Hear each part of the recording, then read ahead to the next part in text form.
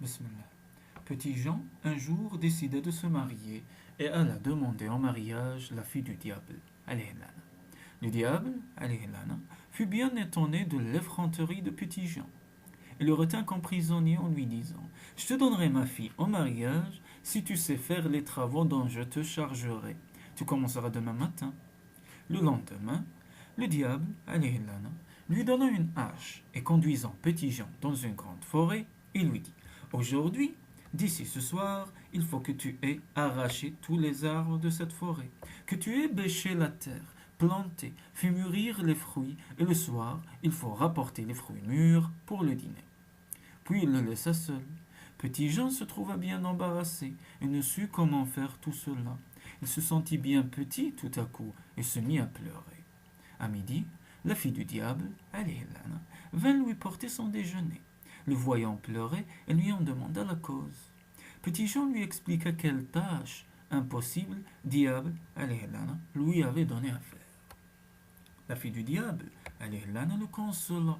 Elle lui donna une baguette magique et lui dit: Avec cette baguette, frappe la terre 3 fois et dis: Par la permission de Dieu, subhanahu, que les arbres soient arrachés, que la terre soit bêchée, que les graines soient semées, que les fruits poussent et mûrissent. Petit Jean prit la baguette magique et prononça les paroles qu'on lui avait dit de prononcer. Et le soir, il rapporta un panier plein de fruits mûrs et les présenta au diable. Alayhi la'na. Celui-ci fut bien étonné, mais les épreuves de Petit Jean n'étaient pas terminées. Le lendemain matin, le diable, alayhi la'na, lui donna une hache. De nouveau, il lui dit: Aujourd'hui, il faut me faire une poutre en eau. Petit Jean était encore plus embarrassé que le premier jour.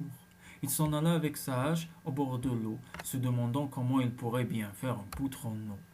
Quand vers midi, la fille du diable, alayhi la'na, vint lui apporter son déjeuner, comme le premier jour, elle le trouvait qui pleurait. Lui conta ses soucis et elle lui dit: Naturellement, tu ne peux pas faire une poutre en eau. Ce soir, en rentrant, tu diras à mon père: La poutre est prête, mais il faut m'aider à la transporter. Il faut venir m'éclairer avec une torche enfumée. Petit Jean retint bien la leçon et il la répéta sans faute le soir à son retour. C'est le diable, alayhi la'na, qui fut bien embarrassé cette fois. Il ne savait pas comment fabriquer une torche enfumée. Voyant qu'il n'y arrivait pas, il pensa qu'il était plus prudent d'en finir avec Petit Jean qui était trop malin et décida de le manger ce soir-là.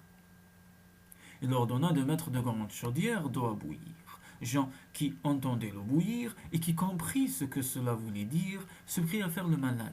Il avait mal au cœur, il avait envie de vomir, et il expliqua au diable, alayhi la'na, que pour se remettre de son malaise, il lui fallait de l'eau fraîche, puisée avec un panier. Et le diable, alayhi la'na, dut se résigner à aller à la rivière, puiser de l'eau fraîche avec un panier. Il puisait, mais quand il retirait le panier, l'eau s'écoulait longtemps. Il essaya en vain, puis il eut une idée. Il y avait là beaucoup de boue grasse, de la terre glaise. Le diable, alayhi la'na, en déduisit l'intérieur du panier et essaya de prendre de l'eau. Cette fois, l'eau y restait, il put en rapporter à la maison. Mais Petit Jean mit à profit le temps que le diable, alayhi la'na, avait perdu à la rivière. Il avait visité tout l'appartement et découvert les bottes de 100 lieues. Il les avait chaussées et était parti. Quand le diable, alayhi la'na, apporta l'eau fraîche dans le panier, Petit Jean était loin. Naturellement, le diable, alayhi la'na, se mit en une terrible colère de voir que Petit Jean, encore une fois, avait été plus malin que lui. Mais il était bien sûr de le rattraper, car Petit Jean avait pris les bottes de 100 lieues. Il restait au diable, alayhi la'na, ses bottes de 1000 lieues. Il les chaussa et partit à la poursuite de Petit Jean. Petit Jean avait marché depuis des heures droit devant lui, sur la grande route, et il répétait: 100 lieues pour 100 lieues, 100 lieues pour 100 lieues, et se réjouissait de se sentir avancer par grande enjambée. Tout à coup, il entendit derrière lui une voix qui disait: 1000 lieues pour 1000 lieues, 1000 lieues pour 1000 lieues. Il comprit que le diable, alayhi la'na, le poursuivait et allait le rattraper. Il courait tant qu'il pouvait, mais naturellement le diable, alayhi la'na, allait bien plus vite. C'est le soir, il traversait un village. Il arriva sur la place de l'église au moment où le sacristain fermait la porte. Sa dernière enjambée le lança dans la porte de l'église qui déjà tournait sur ses gants. Le diable alayhi lana était derrière lui et avançait la main pour le saisir par le cou, mais la porte se ferma juste au moment où le doigt du diable alayhi lana toucha la nuque de Petit Jean.